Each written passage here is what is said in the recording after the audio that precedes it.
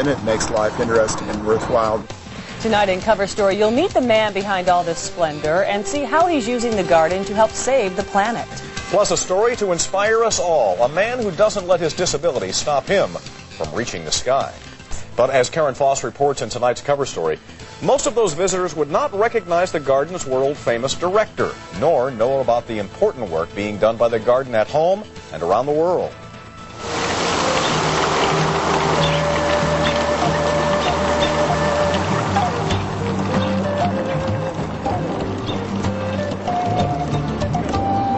Visitors from as near as Soulard as far as Singapore tour the Missouri Botanical Garden daily. The garden is open every day of the year with the exception of Christmas Day. Well over 700,000 visitors last year. The garden was founded in 1859 by an Englishman named Henry Shaw.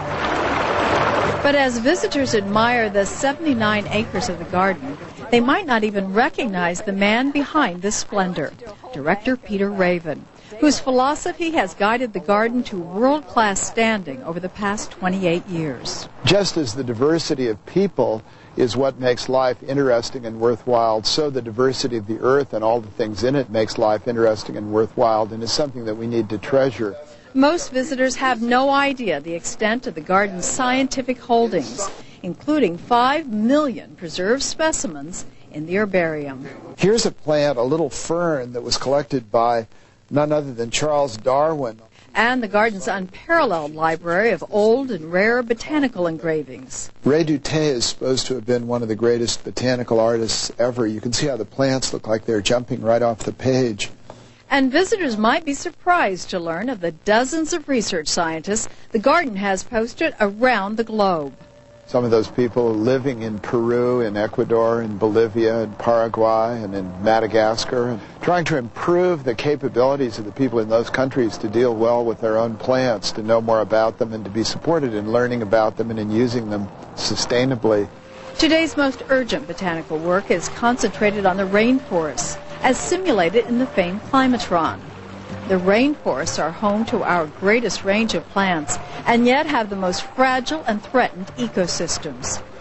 Such concerns may seem far removed from St. Louis, but Raven says the U.S. has a major responsibility in the Earth's stewardship, because we consume such an outsized portion of the Earth's bounty, about 25% of the world's resources, for just 4.5% of its population. That alone ought to be a good clue that we have a major stake in promoting stability and peacefulness, sustainable use of natural resources throughout the whole world. The work done here at the Missouri Botanical Garden has the potential to literally save the world. And yet, Dr. Raven takes special pride in planting that seed of knowledge close to home with St. Louis school children. Can you try it or you want me to try? Summer and winter, the garden organizes classes for students, kindergarten through grade 12.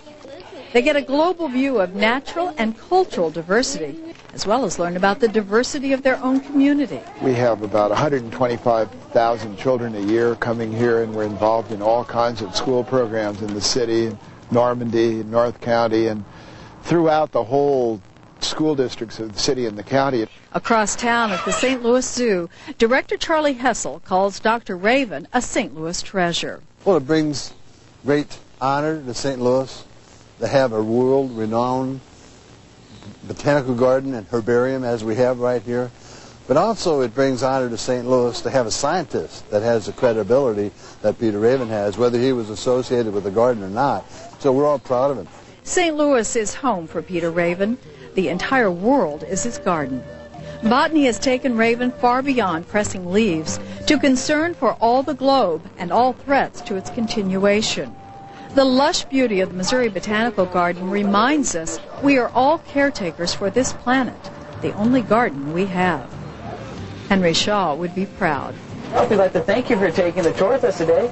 We hope you enjoy the rest of your day here. Karen Foss, News Channel 5, Cover Story.